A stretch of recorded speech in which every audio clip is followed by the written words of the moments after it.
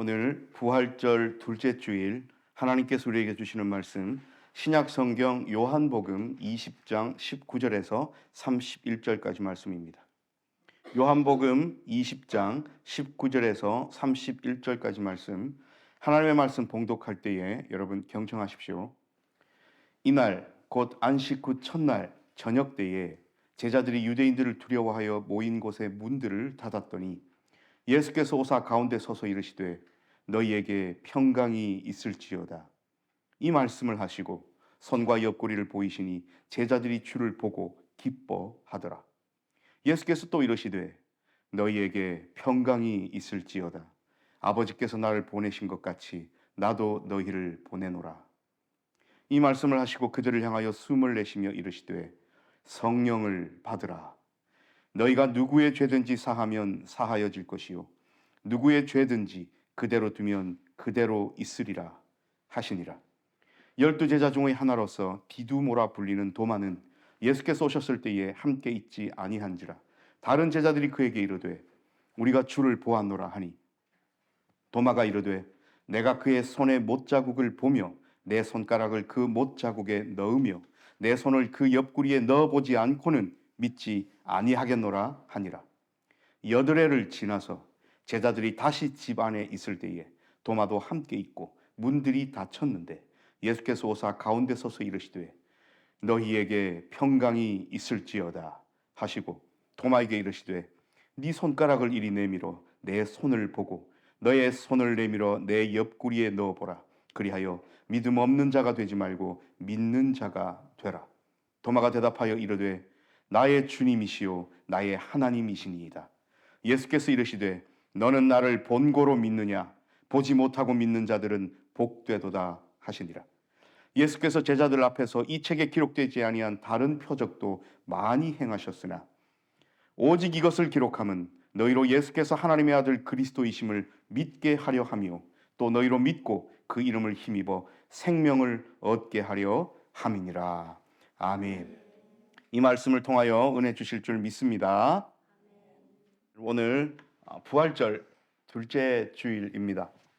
부활 주일이 지나면 성령 강림 주일이 올 때까지 50일 정도 되어요. 그래서 우리 이걸 오순절이라고 합니다. 그래서 이 50일을 우리가 기쁨의 50일이라고 불러요. 영어로는 Great 50 Days. 50일 동안 우리는 과연 어떤 삶을 살아야 하나? 그리스도인이라면 당연히 부활의 기쁨 가운데 거기에 집중해서 살아야 됩니다. 우리가 사순절 기간 동안 예수 그리스도의 십자가와 고난에 집중했다면 지금 이 50일은 우리가 왜 기쁜가? 왜 기쁠 수밖에 없는가? 하나님께서는 도대체 우리에게 어떤 궁극적인 기쁨을 주셨는가? 부활의 기쁨, 새로운 생명의 기쁨, 소망의 기쁨, 희망의 기쁨, 영생을 꿈꾸는 기쁨, 약속받은 자의 기쁨, 그 기쁨 가운데 살아야 합니다. 물론 인생에는 희노애락이 있어요. 궁극적인 기쁨이 우리에게 있음을 잊지 않고 살아가는 것, 그것이 기쁨의 50일의 그리스도인의 삶입니다. 그래서 사도 바울 선생님이 항상 기뻐하라 하셨잖아요. 예수님을 통하여 하나님께서 성령 하나님 안에서 우리에게 주신 그 생명, 그 기쁨, 우리도 부활이다. 우리도 다시 살아난다 라는 그 소망의 기쁨, 그것을 가지고 우리가 이 기간을 잘 보내야 합니다. 오늘 우리가 읽은 요한복음 20장 말씀은 세 부분으로 나누어져 있는 것을 제가 오늘 좀 길지만 우리가 함께 읽었습니다. 첫 번째 부분은 부활하신 예수님께서 제자들을 찾아오시는 장면이고요. 두 번째 장면은 그 제자들 가운데 하필 그 시간에 없어가지고 부활하신 예수님을 만나보지 못한 도마라는 제자를 8일 뒤에 다시 찾아오셔서 대화하시는 장면이고요. 그 다음 사도 요한의 말입니다. 앞에 이런 에피소드, 이야기를 이야기하고 나서 내가 이것을 기록하는 목적이 있다 라고 하면서 요한복음이 기록된 목적에 관하여 이야기하시는 요절이 31절 마지막 절입니다. 오직 이것을 기록하면. 그래서 오늘 우리가 이번 한 주간 동안 외워야 될 요절도 이 요한복음 20장 31절 말씀이에요. 오늘 먼저 우리가 읽은 19절부터 앞부분을 보면요. 예수님께서 부활하셨습니다. 그런데 이 때가 어느 때예요? 이날 곧 안식 후 첫날 저녁입니다. 여러분 시간상으로 예수님께서 언제 부활하셨어요? 금요일 오전 9시에서 오후 3시 정도까지 6시간을 십자가 위에 달려 계셨고 오후 3시 즈음에 십자가에서 돌아가셨음을 확인하고 내렸어요. 그럼 그때부터 예수님의 죽음이 시작된 겁니다. 우리가 3일 만에 부활했다 하지만 만으로 따져서 시간으로 따지면 48시간이 안 돼요. 그렇지만 금요일, 토요일, 안식 후 첫날인 주일 이렇게 하니까 3일이니까 우리가 3일 만에 부활하셨다 이렇게 이야기를 하지요. 금요일 오후 3시부터 토요일은 안식일이잖아요. 유대인들의. 오롯이 이 시간을 보내고 안식 후 첫날, 우리로 치면 일요일, 주일 새벽에 예수님께서 부활하십니다. 그리고 오늘 우리가 읽은 이 요한복음 20장 19절 말씀은 그날 저녁이에요. 다시 말하면 주일 저녁, 일요일 저녁입니다. 제자들이 모여 있어요. 한 곳에. 왜 모였습니까? 말씀에 의하면 유대인을 두려워하여 모였답니다. 유대인들이 예수님을 죽음으로 내몰았지 않습니까? 바라바를 놓아주고 예수를 십자가에 못 박으라고요. 그들의 이 예수님에 대한 화가남, 예수님에 대한 어떤 그 분노들, 우리 입장에서는 왜 일어났는지 이해할 수 없는 그런 것들이 예수님이 죽었다는 소식 이후까지 전해지면서 이제는 예수님에 관한 처분은 끝났으니까 이 유대인들 입장에서 십자가에 못 박혀 죽었으니까 이제 그들의 목표가 어디를 향해요? 그 예수를 따르는 제자들에게로 향합니다. 이 예수님의 제자들은 겁을 먹을 수밖에 없어요. 두려워요. 그래서 한 곳에 피신차 모였습니다. 모인 곳들의 문을 닫았습니다. 왜요? 아무나 열고들으면 안 되니까 문을 잠근 거예요. 문을 닫았는데 예수님께서 들어오셨어요. 근데 우리가 주목해야 될 것이 이겁니다. 예수님이 부활하신 예수님께서 우리의 삶 가운데 찾아오셨을 때에 크게 두 가지를 허락하셔요. 오늘 우리가 꼭 기억해야 될 것이 이 두 가지입니다. 첫 번째는 평강입니다. 오늘 우리도 예배하면서 서로에게 어떻게 인사했습니까? 그리스도의 평화가 함께 하시길 빕니다. 예수님이 우리의 삶 가운데 찾아오시면 예수님이 이렇게 인사하십니다. 평강이 너희에게 있을지어다. 요한복음 14장부터 17장까지를 예수님의 대제사장적 기도 혹은 유언, 마지막 말씀 설교라고 해요. 근데 그 말씀 가운데 예수님께서 제자들에게 이런 말씀을 주십니다. 평안을 너희에게 주노니 이 평안은 세상이 알 수도 없고 줄 수도 없는 평안이다. 이런 말씀을 하셔요. 예수님께서 제자들에게 약속하신 것이 평강, 평안, 평화, 샬롬이란 말입니다.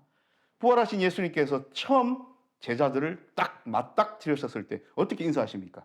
평강이 너희에게 있을지어다. 자, 그런데 여러분, 실제 현재의 삶은, 제자들의 삶은 평화입니까? 평강입니까? 평안합니까? 샬롬입니까? 그러지 않잖아요. 오늘 이 제자들이 왜 여기 모여서 문을 닫고 있습니까? 유대인들이 두려워서 문을 닫고 숨어 있는 거예요. 여러분, 뭔가가 두렵고 나를 잡으려고 나를 해하려고 하는 그런 존재들을 피해서 숨어서 문을 닫고 있는 그 상태가 평화로운 상태입니까? 평강 가운데 있는 상태입니까? 아니에요. 가슴이 콩닥콩닥콩닥하고 행여나 누가 나를 잡으러 올까? 무섭고 두려워요. 그런데 오늘 예수님 평강이 너희에게 있을지어다 이야기하십니다. 예수님이 허락하시는 평강과 평화, 샬롬을 믿지도 않고 그 능력을 알지도 못하는 사람에게는 이것만큼 가치 없는 인사말이 없어요. 논리나 이렇게 반응할 수 있어요. 지금 내 마음 상태를 알고도 그런 얘기를 하나? 이럴 수 있습니다. 그런데 예수님께서 무엇을 희생하시고 어떤 값을 치르시고 주셨는지 이 평화를 아는 자들은 이것만큼 큰 위로가 없습니다. 여러분, 오늘 우리가 주목해야 될 부분이 이 부분이에요. 예수님 제자들에게 평강을 주시기 위하여 그냥 입 바른 소리를 하시는 겁니까? 아닙니다. 지금 예수님 어떤 상태인데요? 죽었다가 다시 살아나신 상태입니다. 왜 죽으셨는데요? 우리에게 그 샬롬을 주시기 위하여 죽으신 겁니다. 그런 당사자인 예수님께서 찾아오셔서 두려워하는 제자들에게 두려워하지 마라. 평강을 너희에게 주노라 이야기를 하십니다. 앞부분에 고별 설교에서 평안을 너희에게 주노니 이 평안은 세상이 줄 수도 없고 세상이 이해할 수도 없는 평안이다. 그러면서 하시는 말씀이 약속이에요. 내가 보혜사 성령을 너희에게 보내니 말씀하셨지 않습니까? 오늘 똑같습니다. 평강을 너희에게 주노니 평강이 있을지어다 하시면서 손과 옆구리를 내보이시니 제자들이 예수님의 손과 옆구리를 보니 진짜 십자가에서 죽으셨던 예수님이 맞거든요. 아마 이 제자들 마음속에는 두려움과 동시에 의심도 있었을 겁니다. 왜냐하면 부활하신 예수님을 직접 만나 뵌 사람들은 극소수였잖아요. 돌무덤 사건에서 극소수였습니다. 제자들이 다 우르르 몰려와서 부활하신 예수님을 만난 것이 아니에요. 부활하신 예수님이 부활하시자마자 만난 사람들은 극소수예요. 그러니 저녁 때가 되었을 때 이제 하루가 지났잖아요. 낮이. 지났는데 이 제자들은 온갖 지금 소문과 함께 바라는 것과 소문으로 회자되는 것과 약속하신 것에 대한 뒤죽박죽이 있는 겁니다. 분명히 우리 예수님 다시 사신다고 약속하신 것이 떠오르긴 했는데 시신은 없고 그렇다고 부활하신 예수님을 내가 만난 것도 아니고 그런데 내 믿음은 예수님 약속하신 대로 살아나셨기를 바라는 마음도 있는데 세간에 떠돌기는 제자들이 시신을 훔쳐가서 부활했다고 거짓말하고 있다. 근데 사실 그 제자들이라는 당사자가 난데 나는 예수님의 시신을 훔쳐간 적이 없는데 우리 오늘 다 모여 있는데 지금 이런 상황이에요. 이게 무언가가 확실치 않는 상황. 자, 이런 상황에서 뭐가 필요합니까? 우리의 믿음이 필요하잖아요. 믿음은 뭡니까? 약속하신 것을 믿는 게 믿음이죠. 꼭 눈에 봐야 믿겠다. 이것은 믿음이 아니죠. 이것은 증명이죠. 근데 제자들에게 이런 상황이 닥쳤을 때 제자들은 아마 마음이 어지러웠을 겁니다. 그런데 이런 상황에서 예수님 찾아오셔서 평강이 너에게 있을지어다 하시면서 내가 죽었다가 다시 살아난 예수다. 너희의 선생이다 하고 보여주시니 제자들의 그 먹먹한 구름 같은 먹구름 같은 안개 같은 뿌였던 확실치 않았던 모든 것들이 어떻게 됩니까? 해소되면서 믿음이 더 굳건해지죠. 여기에서 오는 엄청난 반응이 뭐였습니까? 기쁨이었습니다. 20절 말씀입니다. 이 말씀을 하시고 손과 옆구리를 보이시니 제자들이 주를 보고 기뻐하더라.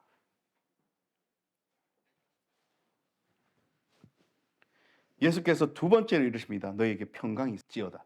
아버지께서 나를 보내신 것 같이 나도 너희를 보내노라. 자, 여기서 우리에게 숙제가 주어집니다. 여러분, 이 땅을 살아가는 그리스도인들은 하나님께서 우리를 그리스도인으로 부르셨기 때문에 앉아있는 것 아닙니까? 하나님께서 불러주시고 보내셨기 때문에 세상 가운데서 그리스도인으로 살아갑니다. 단순히 교회를 다닌다고 그리스도인이 아니에요.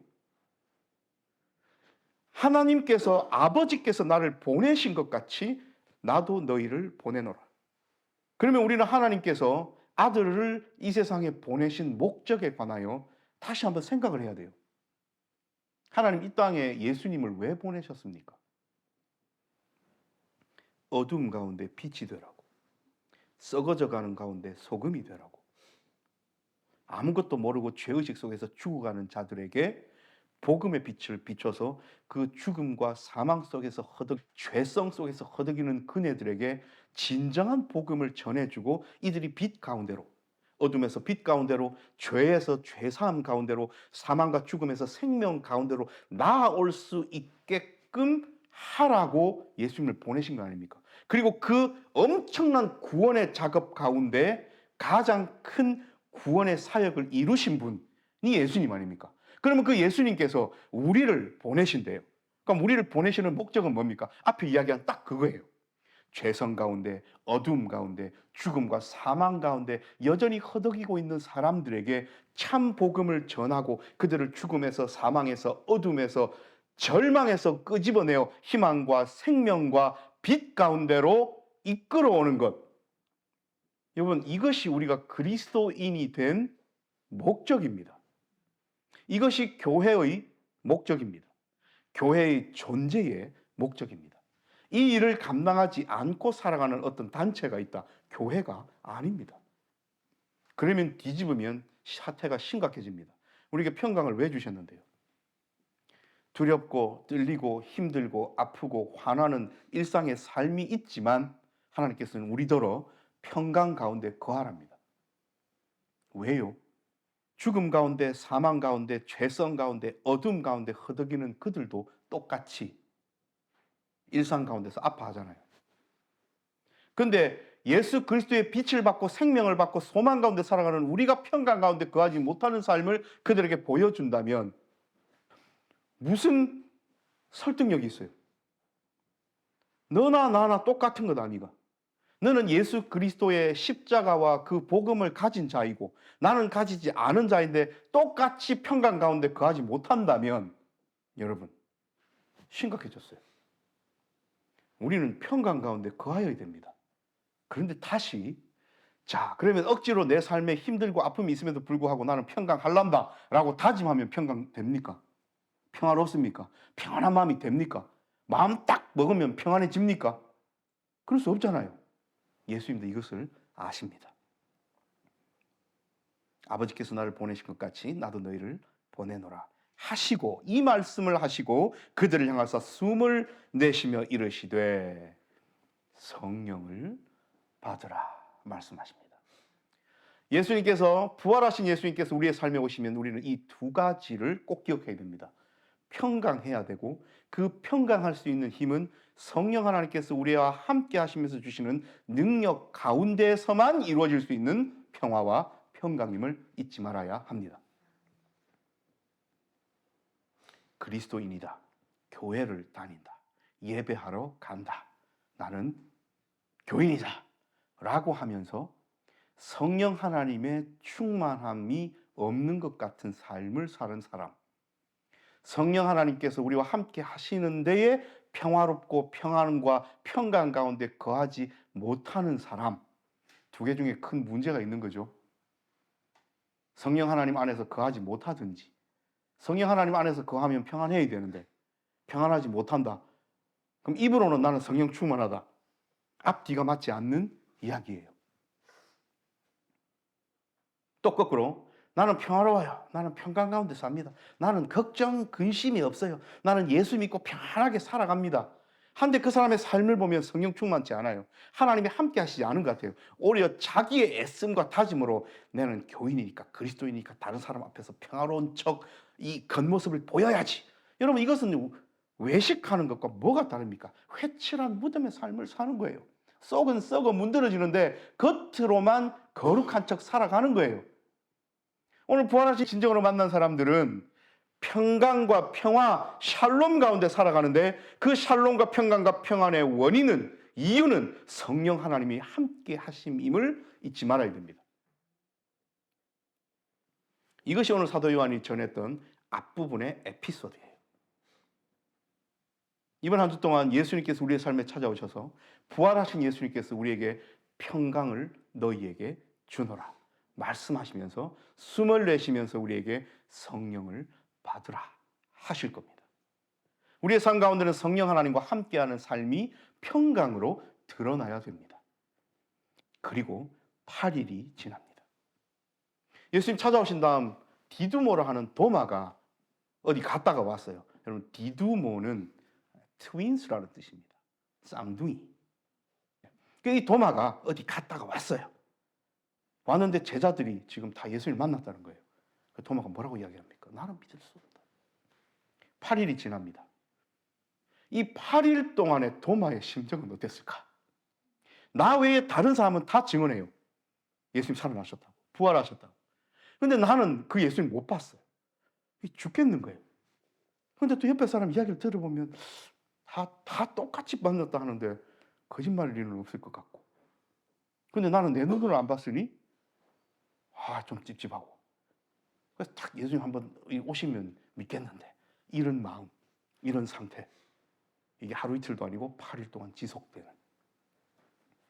아마도 이런 내적 갈등, 믿음에 대한 투쟁 속에서 싸움 이런 것들을 도마에게 좀 주시려고 하지는 않았을까 왜냐하면 현대를 살아가는 모든 신앙인들이 가지고 있는 내적 갈등이에요.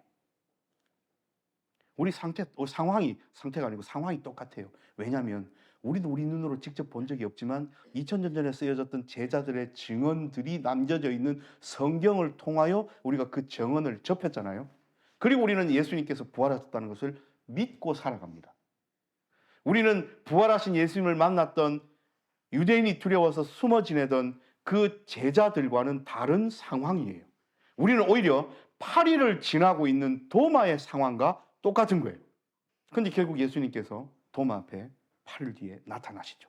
그러면서 문이 닫혔는데 또 오셔서 너희에게 평강이 있을지어다.